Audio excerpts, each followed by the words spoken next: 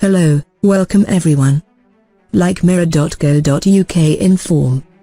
Arsenal striker Olivier Giroud has apologised following allegations that he enjoyed a hotel room romp with a model, hours before a match.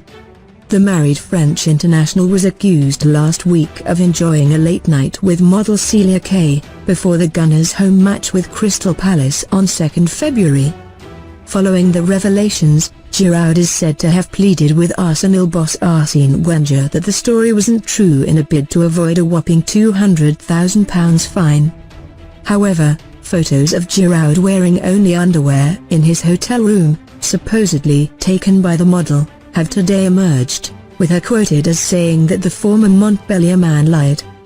"Olivier knows the truth and the fact that he lied about us is pathetic," she is quoted as telling The Sun on Sunday. And Giroud has now tweeted his apologies. "I apologize to my wife, family and friends and my manager, teammates and Arsenal fans," tweeted the France international.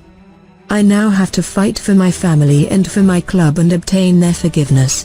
Nothing else matters at the moment."